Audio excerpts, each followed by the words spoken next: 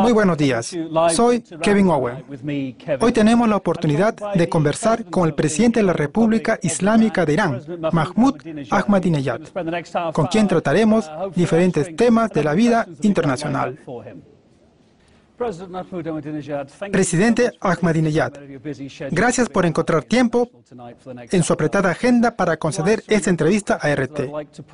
Me gustaría hacerle varias preguntas sobre los asuntos nacionales e internacionales de Irán. Permítame empezar con una historia que no desaparece de los medios desde hace 6 meses. La llamada Primavera Árabe, los disturbios en Medio Oriente y en el norte de África. ¿Qué opina usted de estos asuntos? ¿Se trata de revueltas populares para impulsar la democracia o son acontecimientos coordinados desde el extranjero?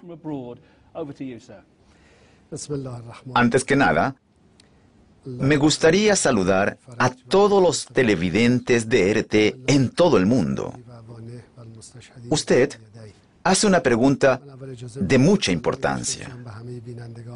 Estamos viendo y hemos visto el desarrollo de una situación crucial en la región y en el norte de África. Y hay varias cosas a las que deberíamos prestar mucha atención, o mejor dicho, mayor atención. No se trata solo de la gente de la zona. Es que todo el mundo está muy descontento con el estado actual de las cosas. Ve usted, hay diferencias de clases, hay presiones, hay conflictos, incluso conflictos armados, y muchas naciones están siendo humilladas permanentemente. Hoy en día, la justicia y la dignidad son exigencias en todo el mundo. Todas las naciones buscan esta justicia y su dignidad. La gente del norte de África y de nuestra región tenemos las mismas aspiraciones y, además, somos capaces de dirigir nuestros países y alcanzar nuestros objetivos. Es importante tener en cuenta la intervención, la interferencia de la OTAN en la región. La alianza ha ingerido en asuntos internos de Libia. El Consejo de Seguridad de la Organización de Naciones Unidas ha cometido un error. En vez de mandar aviones y bombas a Libia, debería haber enviado grupos de mediación para preparar elecciones libres bajo su auspicio. Unos comicios que la gente pueda aceptar. Pero el Consejo de Seguridad de la ONU ha aceptado una resolución que ha venido a complicar aún más la situación y que ha dejado víctimas mortales, además de la destrucción de toda la infraestructura del país. ¿Podría señalarme a qué se deben los diferentes enfoques de lo que está sucediendo en Siria y de las revueltas de Egipto? Al dejar Hosni Mubarak el poder, los egipcios continúan protestando para tener libertad de elegir a sus líderes y su propia forma de gobierno. ¿Por qué no puede pasar eso en Siria? ¿Cuál es la diferencia? No se trata de nosotros, de Irán. No somos los únicos que tenemos un punto de vista diferente. Hay muchos países que tienen una actitud distinta. Por ejemplo, Estados Unidos y Europa tienen actitudes diferentes hacia lo que está sucediendo en Libia, en Bahrein y en Siria. Hay posiciones diferentes. Y eso se debe a la naturaleza de las circunstancias regionales y a las diferentes posturas adoptadas por las potencias extranjeras. Señor presidente, ¿cree usted que Irán necesita liberalizarse, hacer más reformas políticas para evitar en el futuro una situación parecida en este país? ¿Se preocupa por eso? Yo creo que el mundo entero necesita una mayor libertad. Y tanto a los estadounidenses como a los europeos les falta libertad más que al resto del mundo. ¿Es realmente libre Europa? ¿Existe una real libertad en Estados Unidos? Ellos golpean a la gente en las calles. Sí, entiendo. Pero la ONU y las organizaciones de derechos humanos están preocupadas por la situación en Irán. Por ejemplo, el ex primer ministro Mir Hossein Mousavi ahora está bajo arresto domiciliario. ¿Por qué las autoridades iraníes son tan renuentes a aceptar la democracia y a oír las exigencias del pueblo? Usted ha visto manifestaciones antes de las elecciones del 2009. ¿No le parece que su país necesita ciertos cambios?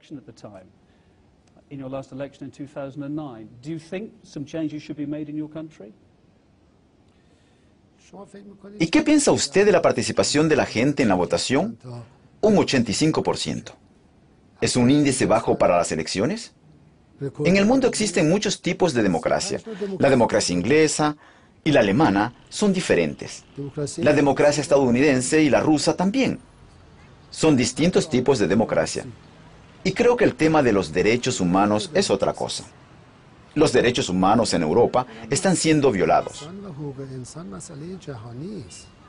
Y la situación es igual en Estados Unidos, en Asia y en África. Los derechos humanos no se observan como es debido. ¿Conoce usted algún país en el mundo en el que se respeten completamente? No. Pero usted ha mencionado algunos nombres. Creo que nuestro Poder Judicial ha dado una explicación completa sobre la situación. Tenemos un Poder Judicial independiente y procedimientos muy transparentes.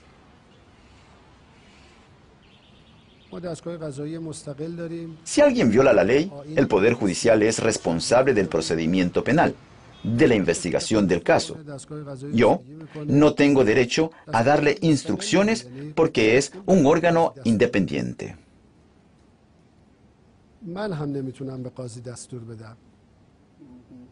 Una última pregunta rápida sobre este tema. ¿Cree que los disidentes en su país, que son bastantes, son escuchados? ¿Les presta usted atención? Creo que hay más libertad en Irán que en otros países, y sus voces se oyen más que en otras naciones. Yo estoy con la gente, estoy en contacto cercano con ellos. Tenemos medios de comunicación y prensa libre en los que se critica al gobierno, pero si cree que voy a decir que tenemos una situación ideal, ¿dónde en el mundo se puede encontrar una situación totalmente ideal? Irán es uno de los mejores países del mundo en este aspecto. Nunca hemos dicho que seamos perfectos. Se debería comparar.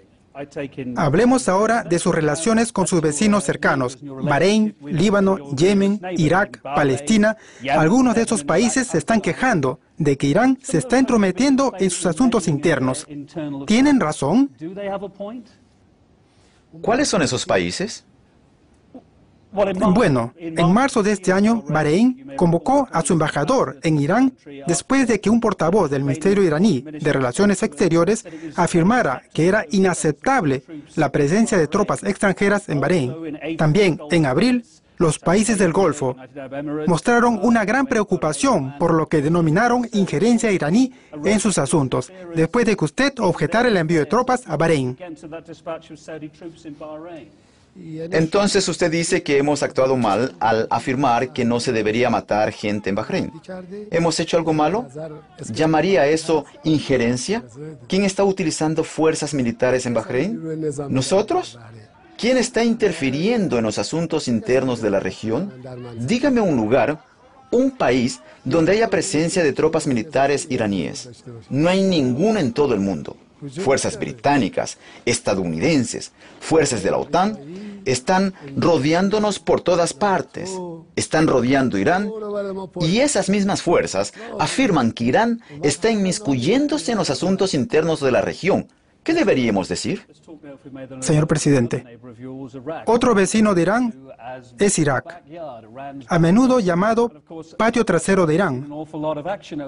¿Cómo calificaría usted la presencia estadounidense allí y el mismo término patio trasero?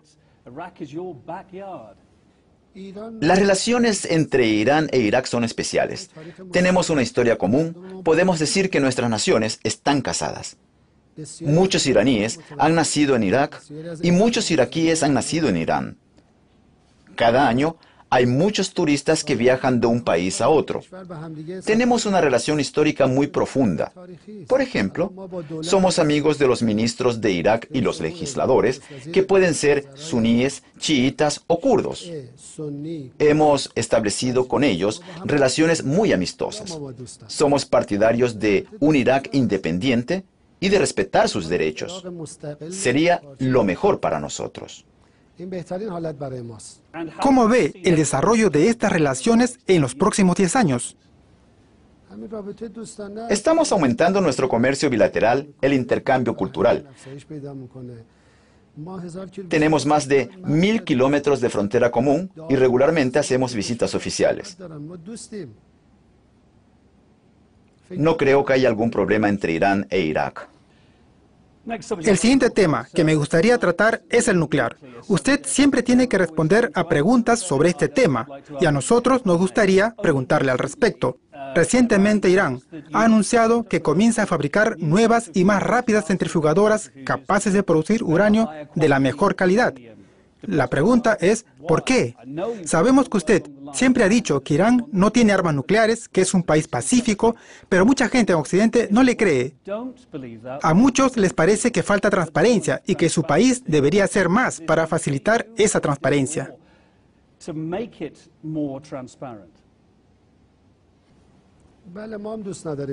A nosotros tampoco nos gusta que otros países tengan armas nucleares. Si ahora estamos contra las armas nucleares, tenemos que reaccionar ante las actuales potencias nucleares. En la actualidad hay arsenales atómicos en Bélgica, Alemania y otros países europeos. Y es una gran amenaza para la comunidad internacional. ¿Quiere decir que en algún momento podría intentar conseguir armas nucleares en el futuro? Nunca, jamás. Las armas nucleares se consiguen para lograr objetivos concretos. No las queremos, por varias razones. Van en contra del principio de la humanidad. Déjeme explicárselo. Debe ser un poco más paciente. Son armas inhumanas. Contradicen nuestra fe. Nuestra religión dice, están prohibidas. Somos un pueblo religioso. Segundo, las armas nucleares no tienen sentido hoy en día. Un país que intente construir una bomba atómica habrá desperdiciado dinero y recursos. Y además, creará un gran peligro para sí mismo. De hecho, la geopolítica internacional no se determina actualmente por los arsenales nucleares. Todo se basa en actos humanos. Los estadounidenses disponen de bombas y armas nucleares. ¿Y acaso han conseguido ganar la campaña en Irak o en Afganistán? ¿Acaso las armas nucleares le ayudan al régimen sionista a vencer en Líbano y Gaza? ¿Acaso le ayudaron a la Unión Soviética a evitar el colapso? Las armas nucleares pertenecen al siglo pasado. Este siglo es del conocimiento, de las acciones humanas, de la cultura y de la lógica. Las armas nucleares no deben ser una fuerza determinante en el mundo. Debe prevalecer el poder de los pueblos. El objetivo de nuestro país, de nuestro pueblo, nuestro eslogan es paz para todos. Energía nuclear para todos y armas atómicas para nadie. Este es nuestro objetivo. Las actividades nucleares en Irán son monitoreadas. Las cámaras de la Agencia Atómica Internacional controlan toda la actividad atómica en Irán. Y este organismo no dispone de ningún documento en contra de Irán. Son solo afirmaciones de que se intenta construir armas atómicas y vienen de Estados Unidos estas acusaciones. Sin embargo, no existen pruebas de que Irán lo esté haciendo.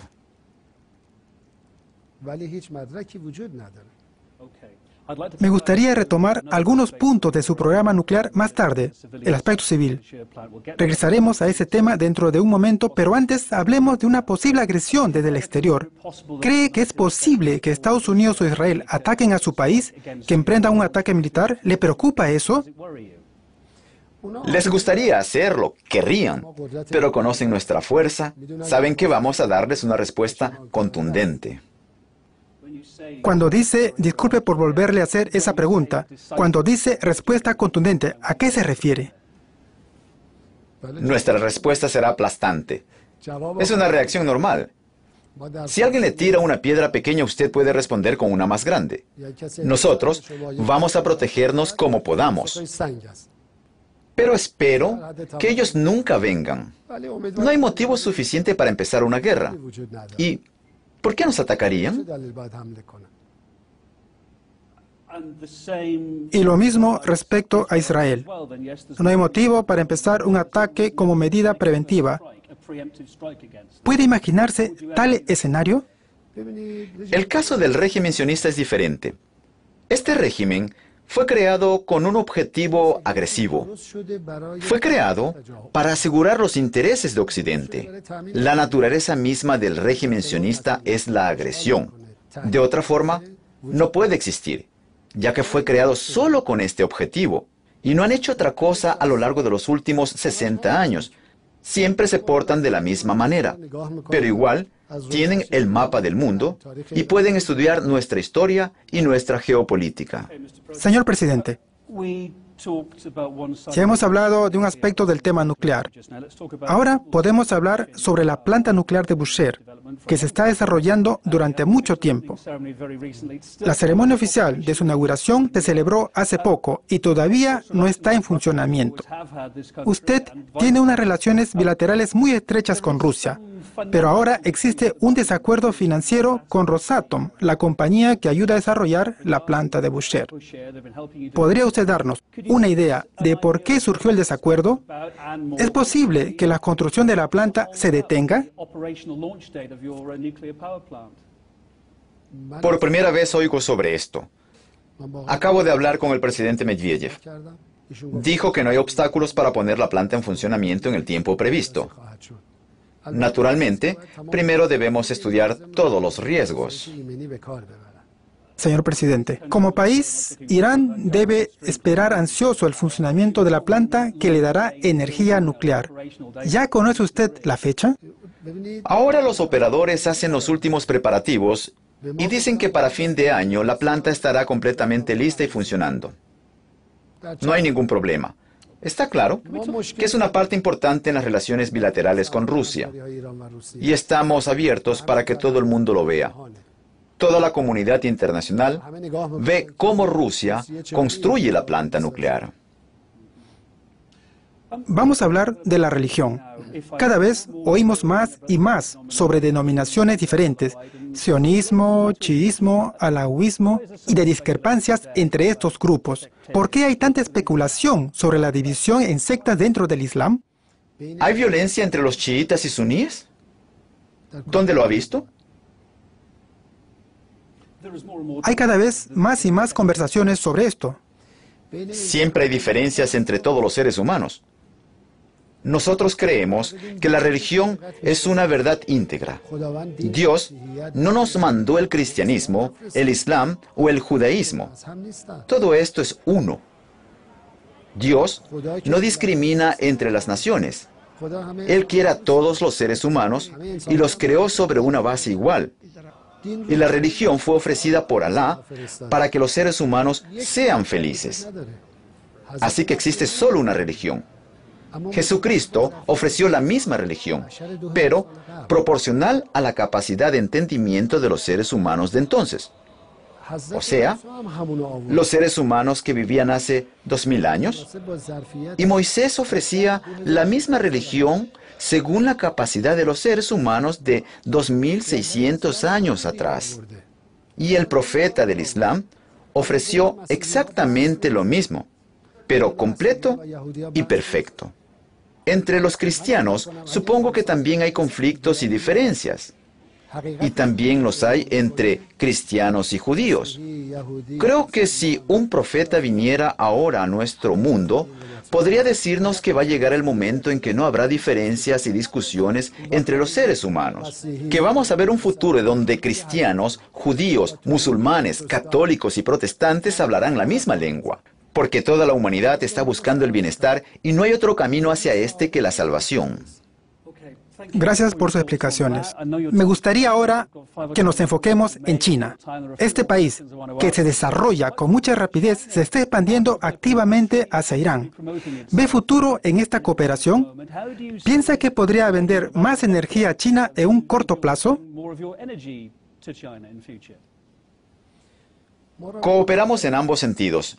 Irán y China son dos países grandes e importantes y gozan de una civilización y una sabiduría que data de varios siglos. Siempre hemos tenido relaciones amistosas y hoy en día compartimos la misma visión sobre el desarrollo internacional.